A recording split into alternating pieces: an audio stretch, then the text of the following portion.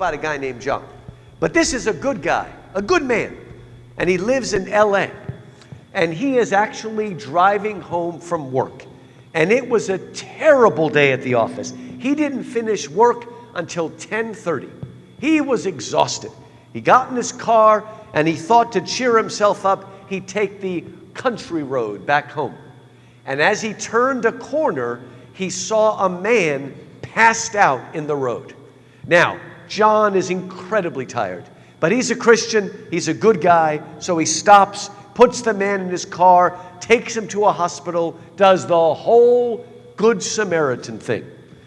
When he gets home, it's midnight, absolutely exhausted, doesn't even take off his jacket. He just falls on his bed. And the moment his back hit the bed, the ceiling filled with light. And a voice said, "John, you have been a good Samaritan. I will grant you whatever you want as a thank you." John thought for a moment and said, "Well, God, it's like this. I live in LA, and I've always wanted to visit Hawaii, but I'm afraid to fly, and I get seasick. So God, would you build me a road from LA to Hawaii so I could drive there for my vacation?" And there was a pause. And the voice said, "Well, I could do that, but that would really be disruptive of the environment. These environmentalists are in my face day and night. John, is there not anything else that you want?" And John thought for a moment and said, "Well, God, can I ask you a question?" "Yes, my son, any question you have, I will answer it." And so John thought, and he said, "God, can you please tell me, what do women really want?" And there was a pause, and then the voice said, "All right, you want 2 lanes or 4 lanes?" So if God doesn't know the answer, I'm not talking about that mystery. That, I tell you, sometimes I wish that the Da Vinci Code was correct and Jesus did get married. We could get some advice. But anyway. So. All right, are we warmed up? Are we ready to go? There we go. Okay, everybody should have an outline. I'm going to take you through the outline, and I'm going to talk about evolution. Now, on the back side, the second side of your paper, I describe my class. It's called Victorian Wrestlers, because I would argue that the Victorians, that's like the second half of the 19th century in England, particularly in London, that they were the first people to deal head on with the modern world. They're the first ones to really deal with evolution and all its implications. But they were the first ones to really deal with the Industrial Revolution, with utilitarianism, with utopianism, progressivism. They were one of the ones that really started talking about the nuclear family and family values versus this and that. They were the ones that talked about the nature of authority, political and religious. They were the ones that talked about, again, is progress always a good thing, or is it sometimes a bad thing? So they struggled with all the issues that we're still struggling with today. And what we're going to talk about this evening is, again, one of the things we'll look at in the class is the effect of evolution. Now, this idea that the earth is billions of years old and everything on this earth got here through a very long and slow process of evolution, right? At first, that might seem to only be a problem for those of us that read Genesis pretty literally, as 6 literal days. But folks, the theory of evolution has implications that are much more far-reaching. And so I want to talk about some of those implications. Then we'll look at H Huxley, one of the first defenders, in fact, apologists of Darwinian evolution. So, if evolution is true, it has very strong implications both for the nature of God and for the nature of man. All right, if evolution is true, if everything we see got here by a material, natural process of time and chance, then even if God exists, he is irrelevant. God is an unnecessary hypothesis. And people were saying that back then. Now, you should understand that Darwin published Origin of the Species in 1859. But there was a long setup for it.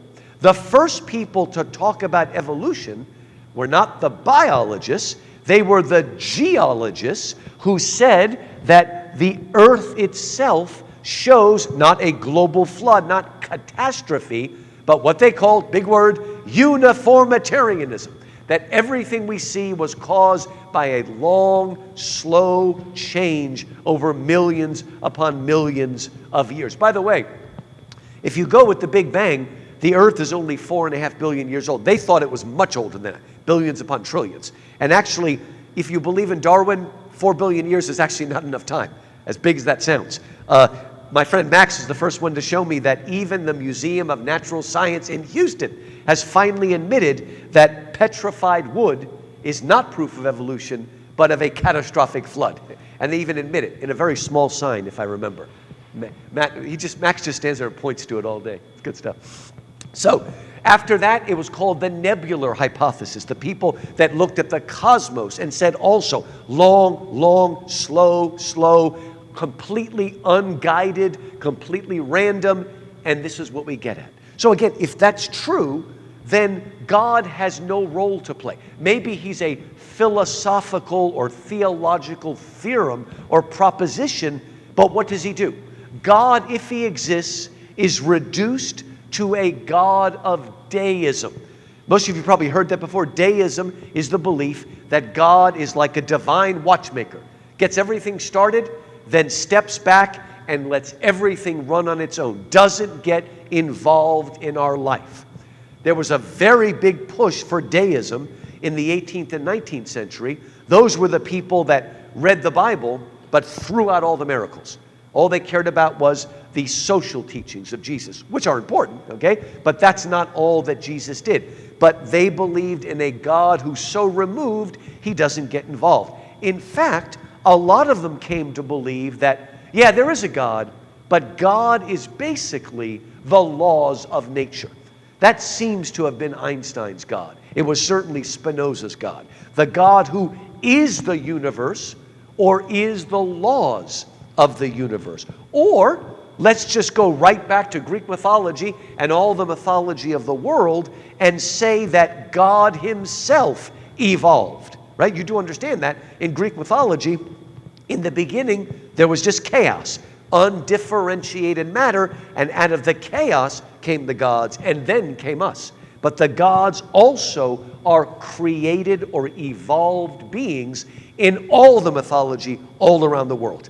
The Bible is the only book that says, in the beginning, God. There's only one other book that comes within 1,000 miles, and that, of course, is Plato's Timaeus. And that still isn't that, but it's the only thing that comes anywhere close to anything else in the world. So that's why we love Plato. We'll talk about him next time. Look, I like that. Yeah, of course I love Plato. Okay, so that's the implication for God. What about the implication for man? Well, if Genesis is true, then we are not only a special creation of God, right? God, it seems like God basically spoke to the earth and the animals rose up, like in Narnia. But us, he created with his hands, right? But not only are we a special creation in Genesis, we are the crown of creation. Everything builds up to us. In fact, the medievals believed man is microcosm, that we summed up everything in the world. And that's why if you go to Dr. Molly there, she can find all the right herbs for you because they're all linked to different parts of our body, because our body is a microcosm of the giant macrocosm, right? But again, we're no longer that. We're no longer special. We're no longer created. We're no longer a crown, right? Look, the dinosaurs went extinct. We'll be extinct, right? In other words, we're just another species, not particularly fast, not particularly strong. All the animals have something better than we do. The only thing that we have is consciousness. But guess what? That makes us conscious of the fact that we are meaningless creatures who have no beginning and, in a sense, no ending, in the sense of no purpose. So what goes on? we lose our special status. We end up with a sort of existential view of the world. We're just thrown into the world, and we have to make up our meaning as we go along. But of course, even if we find it, we're wrong, because there is no meaning, except the meaning for us. If we are like that, if we have no meaning or purpose or specialness, then that also takes away the specialness of the things we build. The government structures, the religious structures, all the institutions that we make are no longer special. What's going on here? One of the people we'll cover in my class is John Ruskin. He was a famous art critic, always struggled with Christianity. And he wrote, I've got his quote there in the outline. He said, if only these geologists would leave me alone, I would be okay. But those dreadful hammers, those are all the hammers looking for the different layers and trying to say we're eons and eons old. And he says, every time I go to church, at the end of each cadence, I hear the clink, clink. So right, the Lord is my shepherd, I shall not want. Clink, clink, clink. He leads me beside the still waters. Clink. That's what he's saying. What's it doing? It makes us seem like we've lost our reason for being. We're not special. We're just cannon fodder. We're just compost for evolution. As one person said, we've lost the rock of ages, and all we have left is the age of rocks. That's pretty good, isn't it? But it's worse than that. It's not just evolution itself. It is the process of evolution that threw everybody into a loop. What are we doing with this? If evolution is true, suddenly time gets spread out forever. On and on and on until everything seems meaningless. Just a blip and nothing more. Look, if creation is like 6,000 years ago, that means if you live for 70 years, your life is like 1% of that time, right? But as it stretches and stretches and stretches, well, another quote I put in there, a preacher said, not for 6,000 or for 60,000 or 600,000, but for untold eons and millennia, our earth has been the arena of life and death. So that seemed to make everything seem unimportant. Now, I want to interject something here, okay? Because, there are some people that believe in an old earth or a young earth. I'm okay with an old earth. I'm not okay with an old Adam. I don't think we're much more than 10,000 years human beings. But even if you're worried about time and date, let me tell you something important, okay? It is very hard to date things like Babel and the flood and creation and fall. But I want you to think about something for a second. God obviously is working directly in the flood and in the Babel. But when does God begin his very direct work in human history that will lead up to Christ? Who is the person that begins it all? It's Abraham, right? And do you know roughly when Abraham is? About 2000 BC. So between Abraham and us is only 4,000 years. Now, folks, that means if you live until the age of 80, that means you have a primary care physician who cares about human life. If you live to and there's not many of them left, if you live to the age of 80, your lifespan makes up what percent of those 4,000 years? Where are my math people? Anybody? If you live to 80, your lifespan is what percent of 4,000?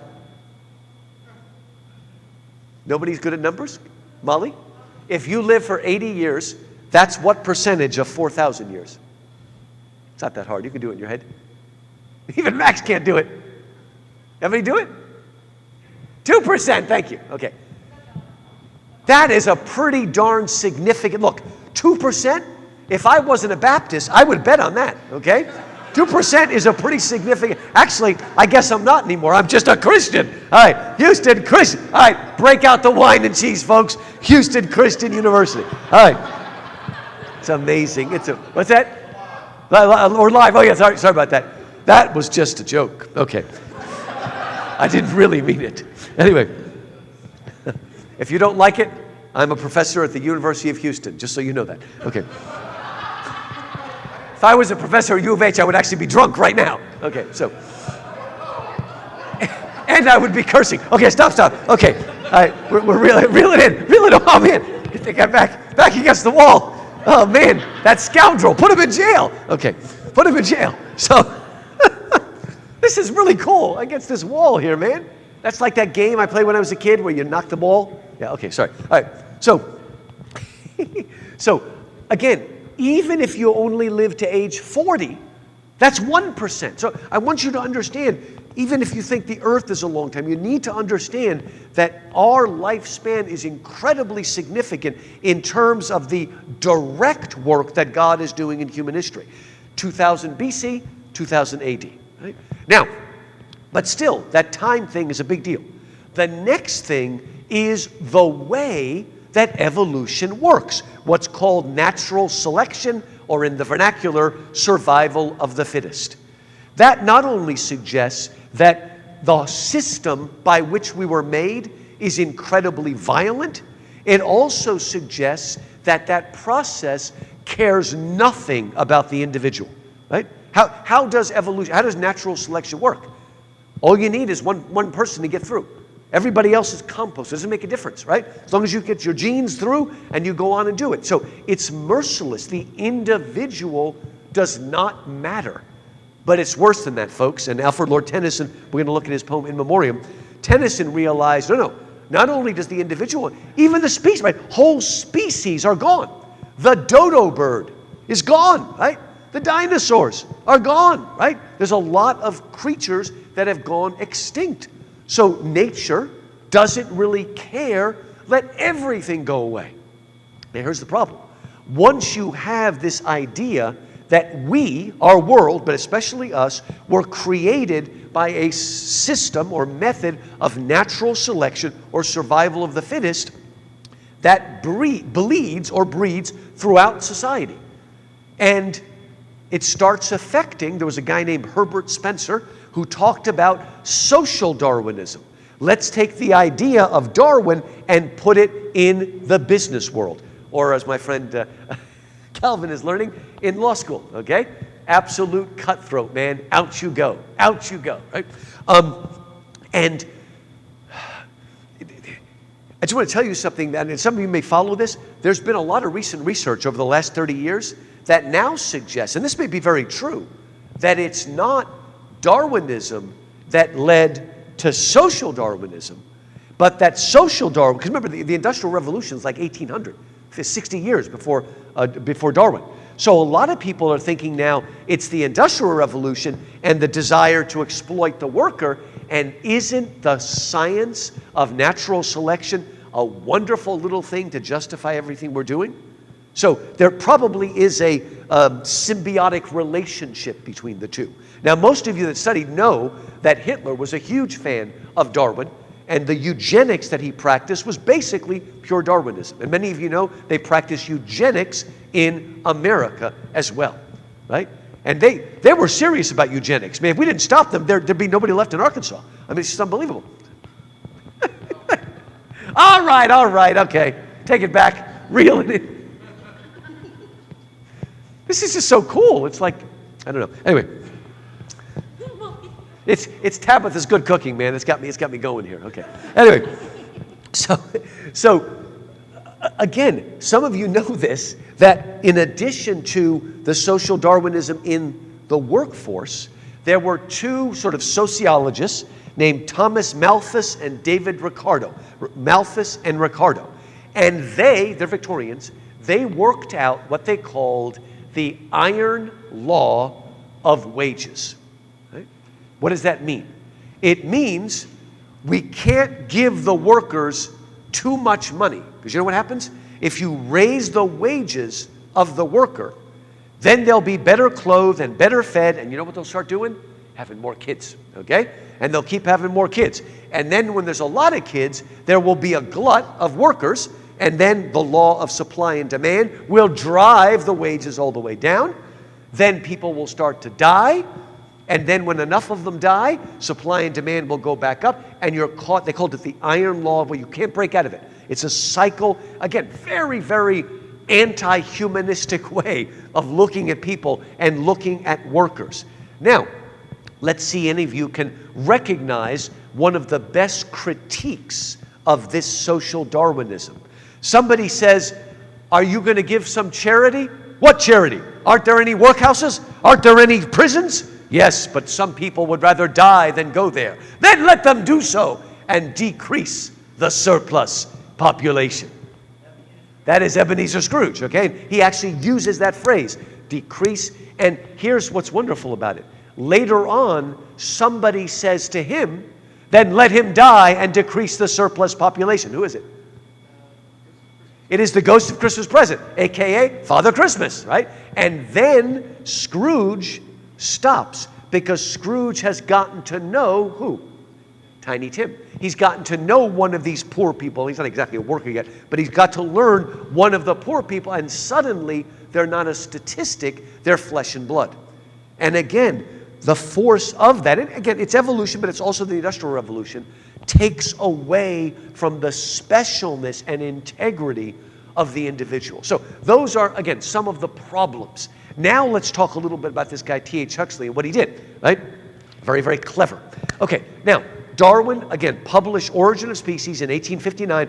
A lot of these ideas were already in the air. Tennyson, in Memoriam, critiques evolution almost 20 years before Origin of Species. So people see where this is going, but Darwin gave a system that seemed to work. We won't go into critiquing all of the problems with that, right? We all know that finches has nothing to do with macroevolution, it's pure microevolution, but we won't go there. And the moths and everything else. Okay, so Darwin writes this, very, very popular, but Darwin was not a public speaker kind of guy.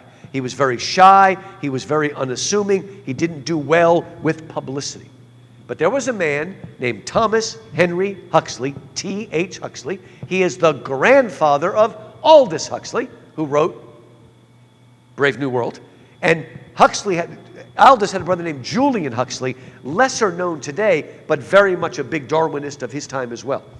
Now, T.H. Huxley was actually quite a good scientist, had done a fair amount of experiments, but when Origin of Species came out, he decided, you know what? My goal now is not to pursue my own sort of specific career, in the lab. I am going to popularize Darwin. And so he came to be known as Darwin's Bulldog. He was the one that went out there and took the idea, the science of evolution, and made it understandable for the public. He started to work out the implications, which he thought were good. Okay, I'm arguing that they're bad. But he started to treat evolution as a consistent and coherent worldview, one that actually competes with the Christian worldview. And he showed how evolution has implications, not only, of course, in industry, but in education. He wrote a lot about education. In ethics, believe it or not, Darwinian ethics, that sounds like an oxymoron, doesn't it? Anyway, it's like military thought. But anyway, did you get that? That was really slow. Okay. Liberal intelligence? Okay, anyway. All right, so I'm really a bad boy today. It's these guys. It's you three. Yeah. I know. Like, hey, whoa, there we go. Okay, anyway, so thank you. Are you taking a movie or are you reeling me in? Okay, yeah. You're too young to remember this. So, I'm having too much fun today. Okay, so, where was I, man? So, also government, all of this sort of stuff. He wrote essays, and he was a very good he's what used to be called a man of letters. Another word for that is a public intellectual. He was out there writing. The fancy word for this is nonfiction prose, right? It's nonfiction. It's not a novel, but it's written in such a beautiful. How much time? Oh man, I see it. Military time, 1938. What's the first line of 1984? It was a dark and stormy night, and the clocks were striking 13. Military time? Anyway, okay. So, Huxley tried to, again, make evolution something that could be accepted, something exciting, something that will push us forward in progress. And he does this in a lot of his essays, but the one I want to talk about here, and we'll read this in class, is called On the Physical Basis of Life. And it was published it was actually first delivered and then published in 1868, so 9 years after Origin of the Species. And what is he doing? On the physical basis of life, right? The Bible tells us about the spiritual basis of life. In the beginning, God. What Huxley is going to argue is that the origin of everything is physical, natural, material. And by doing that, guess where he was doing? He was turning the clock all the way back to before Plato and Socrates. Because before Socrates, there were a group of philosopher-scientists that we call the pre-Socratic philosophers. Thales, Anaximander, Anaximenes. I don't know if any of you have studied those. But those people, back then, 2,500 years ago, 2,600 years ago, were trying to find the arche. Arche means beginning or origin. Think of our word archaeology. And they wanted to say that the origin of everything was water, one of them said. Another said it was air, right? You remember the 4 elements? So he's only going back. There was a guy named Lucretius who wrote a poem that said, everything in the world is made up of atoms, little tiny bits of matter, and the void. In other words, empty space, moving around like that. So it's not really a new idea, but he wants to show us that the origin of everything is physical. But rather than scaring us, right, that our life is meaningless, he makes his essay like a detective story. Let's look for the clues and see if we can follow them back and identify that culprit. Who is that tiny little beginning, that seed of life, what Carl Sagan called the cosmic soup. What is the beginning of everything? And he takes us on the journey. We forget the fact that if he discovers that the basis of everything is like a molecule, then it makes us all meaningless. But it doesn't make a difference. I'm excited. I'm going to find it. I'm going to find it. And we go in there. It's almost like a Christian reading the Old Testament and following all the clues to identify the Messiah. But he's not identifying the Messiah. He's going to identify the God person, God particle, or something like that. But it's going to turn out to be, you call it God particle, but it's going to be totally natural and physical. Now, hopefully that will bring us to God. I don't know. But anyway, always we want to get down, down, down, down, down. Now, ultimately, Huxley is what we would call a reductive thinker, because he wants to reduce everything to one thing. Now, I suppose you could argue that Christians are reductive in the sense that we reduce everything to God, but, God is actually, all-powerful, all-knowing, all-loving, so I wouldn't really call that reductive when you get down to the creator of the universe. Now, in that sense, Darwin fits together. Who are the fathers of modernism? If you want to get it down to the nitty-gritty, Darwin, Freud, and Marx. You could add Nietzsche as well, but Darwin, Freud, and Marx, what do they all have in common? They were all reductive thinkers. If you are Marx, everything is explained by the economic means and modes of production and class conflict or class warfare. Everything is reduced to that. If you are Freud, everything is reduced to these unconscious or subconscious urges. And everything is described by sexual repression or something like that. Okay? Now here's the difference. Marx, I don't find anything, really humanistic in Marx at all. Freud, the only thing that makes Freud a little bit humanistic is he talks about dreams, and that's kind of cool, right? But between the three, well, not Darwin, but Darwin's Bulldog, Huxley, he makes it all kind of exciting. He gives us a sense of wonder and beauty. I gave you a little line there on page 2. He talks, it's number 5 on the page 2. He says, Huxley casts his search for the physical basis of life in the guise of a quest. And he speaks of the spectacle afforded by the wonderful energies prisoned within the compass of the microscopic hair of a plant. Doesn't that make you excited? It's almost as if we've got a second renaissance, a second age of exploration, not out to the far ends of the globe, but an age of exploration into microbiology. Let's look under the microscope. Let's go deeper and deeper and uncover the roots of everything. And again, he makes it seem like a quest. Maybe like the quest for the Holy Grail or the quest for the golden fleece, right? We're going down and down. And it's weird, but if you read his essay, it's almost like he speaks of it as this mystical thing that he's trying to discover. It's not really mystical. It's ultimately just physical, natural material. It's not spiritual. There is no mind separate from matter. There is only matter, right? But he makes it sound so exciting. We're on a quest, and if we get there, our eyes will be opened, right? See, what he's basically saying is that all that religious stuff, that's actually lost all of its wonder and awe. Now it's the scientists who are the new priests. We are the ones on a journey. Like, and again, none of you are old enough to remember Carl Sagan in Cosmos looking up and saying, billions and billions of stars. But they're all dead, but it sounds cool the way he says it, right? Billions and billions of stars, right? And what he does, and that's the next point on my outline, what he does, and it took a while to read this and see it, it's a little bit insidious kind of.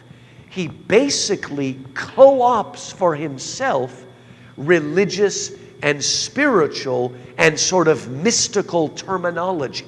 He just, sort of like somebody calling themselves a disciple of Freud, right? Or a disciple of Darwin. We're taking away from the disciples of Christ and doing it that way. That's what he's doing. He's making the scientists seem like the new priest, the new person that will draw us deeper in. I gave you another, I just mixed a few little quotes in here from it. If you look at E1, so after he talks about the wonderful energies, right? He talks about every little hair locked up in it, right? Do any of you remember the first time you looked under a microscope at a drop of water? It was amazing. There's a whole world of little animalcules. Now, some of you decided you're not going to drink water again for the rest of your life. But Tennyson, who always struggled with his faith, Tennyson looked through the eyepiece and he said, it is strange that these microscopic wonders draw some people to God and some people away from God. He said, no more reason in one than the other. He didn't go either way. He just, I'm going to find God in a different way. Okay, but it's really exciting. But look at the phrase, very important phrase he uses. Okay, after he shows it to you, he says, it is only the dullness of our hearing that prevents us from catching the murmurings of life that roar around us in a seemingly silent forest. Okay, why did I pull out dullness of hearing? One of the most quoted passages in the New Testament from the Old Testament comes from Isaiah 6. In the year that King Uzziah died, I saw the Lord mighty on his throne, right? And what does God say to Isaiah? Go to these people. Tell them you will be ever hearing but never understanding, ever looking but never seeing, because they have eyes but they do not see, and they have ears and they do not hear. Of course, in the Old Testament, what things that God really hates have eyes that don't see and ears that don't hear? Little. What literally has eyes? Say it. Idols, right? And if you put like the Psalms and all together, you will see, why do you worship these idols? They have eyes that don't see and ears that don't hear. Those who worship them will become like them, right? So we have eyes but we don't see and ears but we don't hear. But all of a sudden, Huxley is appropriating, we know that word now, don't we? He is appropriating religious language, right? And he's saying that the people who lack eyes to see are basically Christians in that time, are the Christians. The scientists are the ones that have eyes to see and ears to hear, and we see the wonders that lie underneath. You see what I'm getting at? This is what, I think my title I came up with is how Huxley repackaged evolution. He's going to make it exciting. We are going to take unto ourselves the wonder and mystery. We are the literati. We are those in the know who see what the common people miss. Right? Trust us because we see. And he continues to do that throughout the thing. A couple times he uses the metaphor. He's talking about this he calls it protoplasm. I forgot to tell you that. Protoplasm is a Greek that means first form. The protoplasm is that stuff that he's looking for. And he compares the protoplasm to a potter on the wheel, right? The protoplasm is the clay that's being shaped on the wheel. Did we not steal that from the Bible? Now again, I don't know if you noticed this, but all the evolutionists, from Darwin to Huxley to Carl Sagan to Richard Dawkins, all of them, it drives me crazy. They keep using words like nature, the universe, chance. These things are nothing. Do you understand that? They don't see or hear. They don't decide. They're not conscious. But they keep saying nature did this. I even watch a series just to help me understand Tabitha's love of cats called In the Mind of a Cat. And any show that you watch that's got anything to do with like nature, they just take for granted evolution. What about every animal was designed with adaptation strategies to allow it to survive? Right? That's a pretty simple reading, right? But it's so deep inside of us that that's how we see the world now. And Huxley was one of the people that formed that kind of thinking. So again, suddenly Mother Nature, whatever that is moving the clay on the wheel. Another thing that he says, I don't think I put it, did I put in quotes? Can't remember all the quotes I put in there. I didn't want to overwhelm you. Oh yeah, look at number 3. He also, I love this one. He says, he asserts, E3, we sing in hymns. He asserts that he and his fellow scientists, quote, live in the hope and in the faith that further research will uncover it. You see, they call us God of the gaps. In other words, if we can't understand anything, we just put God in there. When they can't understand it, they put evolution. Just give us time. Give us time. Folks, you've had a lot of time. Yeah, there we go. But I mean, look, you understand what is the science of paleontology? It's studying the old bones, the fossils, right?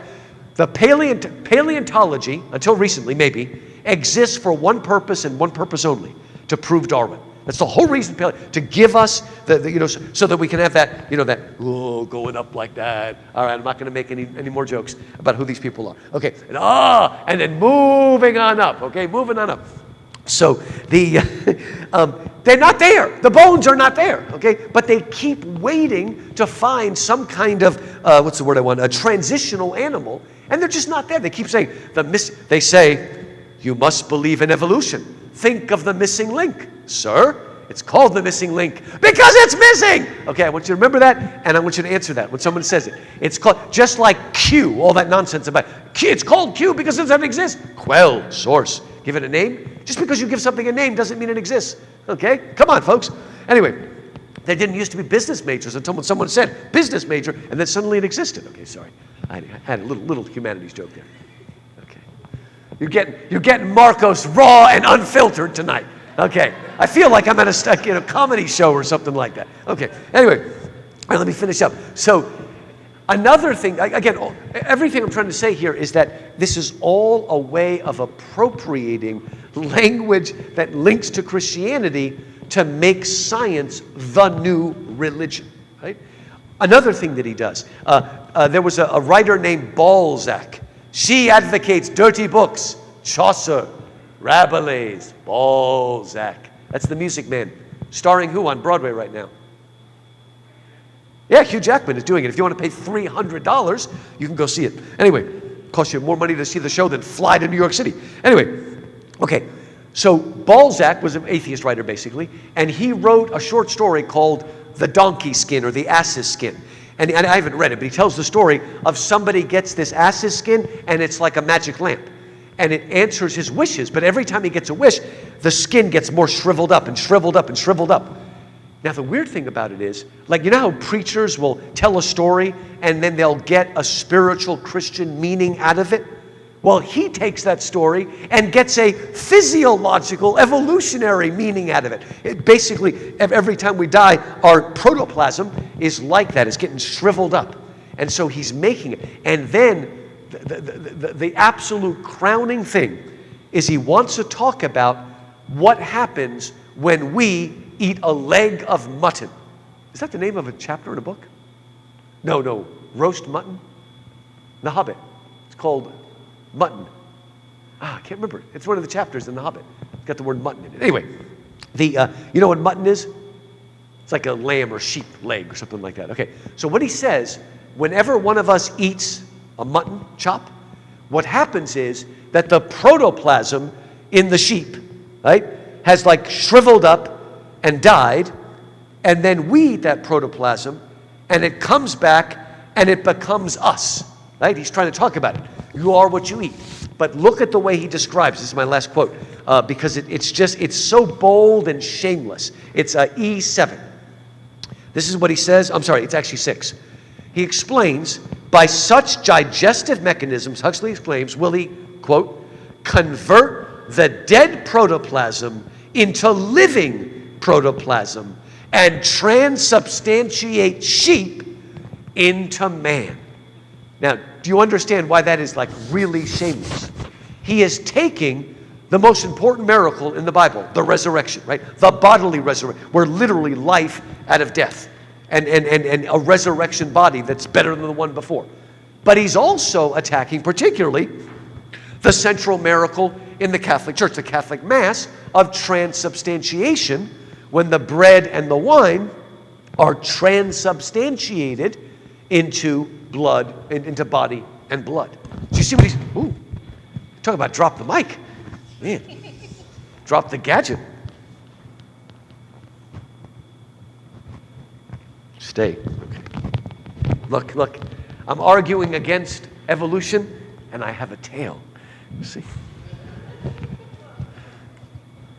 I'll be here every Thursday and Friday for the next month. Just want you to know that. Okay. Okay. And you don't even have to buy any drinks because it is HCU. Okay. All right. So, summing up again, we need to understand now today. Okay. Have you ever heard this? Okay. Back then, there was a battle over the metaphors, if you will, right? A battle over who gets the language of mysticism and growth and meaning. Today, it's really a battle over what? Somebody think about it. What are we battling over now? Not words, but we're battling over, what's that? Oh, we're battling over what? Have you ever heard there's a battle over the images? Who controls the images, right? In terms of media and social media. There's a battle of who gets to define these. I mean, we're still using words, but now sometimes the battle, that's why we have cinema arts at HBU. We've got several cinema arts folks here. We're fighting a battle in who gets to give us the images that define who we are as human beings and what our purpose is and what the nature of God and the nature of the universe and all that sort of stuff. So again, this has been ongoing. And it's actually been going on for thousands of years. But the modern fight, again, Huxley is a very important pathfinder in taking a theory that's scientific and making it into a worldview that has something to say about all areas of life and that can actually win over disciples. Okay, let me close in prayer and then we'll take time for questions and I'll stay on as long as we need. Father God, first let us forgive the speaker for overdoing it today. But after that, Lord, we thank you that you have given us minds that can study worldviews, that can study paradigms. I thank you for groups like RatioChristi that want to look not only at ideas, but the worldviews that are behind those ideas. Lord, help us to truly have eyes to see and ears to hear.